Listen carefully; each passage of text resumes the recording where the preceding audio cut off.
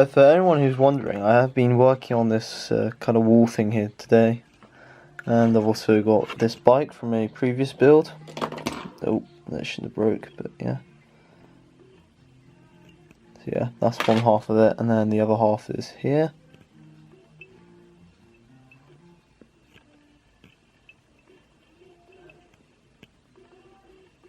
Try and get that in focus. There we go. So this is the other half. Breaks easily, as you can see. And then I've also been working on this wall. I've already done this section here. It's a pretty awesome shot, which is up now. And that actually is a very cool shot, and that's from earlier in the day. And then I've also been working on this section here as well. We get in focus. There we go. So this is basically a combination of a bunch of Technic beams and whatnot. Got these as well, and then you've also got this bit here as well. Now I do need to rebuild some of this section here. But yeah, anyway. The next job was to build something directly above the plate, so next to the white tower thing. So I've encountered this pretty interesting problem. So what I'm trying to get in terms of effect is to look like that. However, there's actually if I'm not adding pressure onto this bit here, there's actually a slight sort of gap in between there. So no, I'm gonna come up with a sort of second idea that you'll see in a second of how to do this, and I guess I'll see. But as you can see, it doesn't really cut, because if I try and make it like that, it actually puts sort of strain on this part here and these parts here, and it just doesn't work. So I'm gonna have to come up with something in order for it to work. So I'll get back to you in a second. So I've actually got the second design for this, and as you can see, the gap that I previously had sort of an effect with is pretty much gone. Now the way I've managed to achieve this is that I noticed that the gap was roughly equal to the size of one of these brackets here.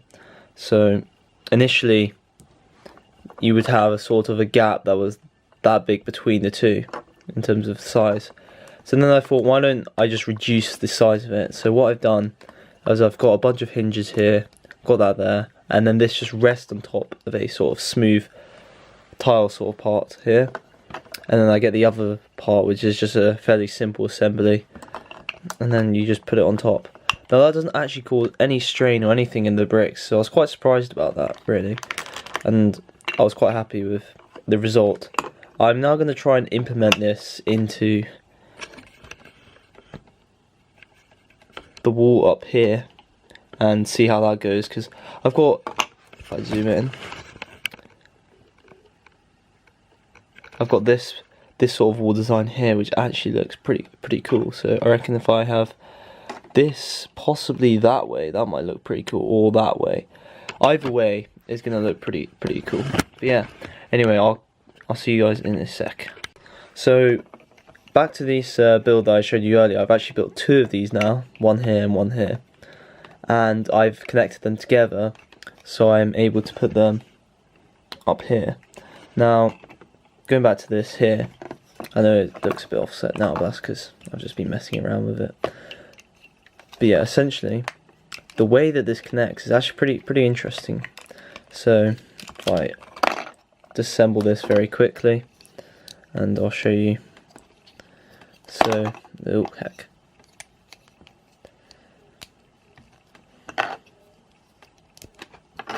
So essentially, it is this build here, this assembly here. So it's two brackets, and they're both this part here. So if I get this out of the way, and then we have two 1x1 snot parts which are connected together, and then from that we then position this like this. We put these ones on like so, and then if we go back to this build here, then we actually show that this here is inside of it, essentially. And The reason why I had to do this is because I offset it earlier. Oh, I've got it on the wrong side.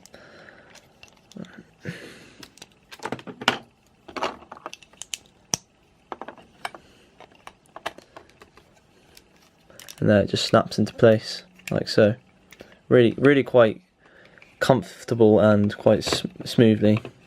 And that's because there is a slight offset here, which we have to correct again with the brackets. So yeah, this is the current progress of this. I didn't show you guys, if I can get to focus, I didn't show you guys how these were built, but it's essentially just snot really, and then these parts here that you can see here, those are actually 3 Technic bricks, like, how do you do that? Similar to this one, but slides like this and then put pins into it. So I've now added in those 2 things I showed earlier into the build, and I think it looks pretty cool. So yeah, in this next few clips for the next few minutes, I made a lot of progress, and the reason for this progress was I didn't really record much, but I think each image or video captures the majority of what you can see here.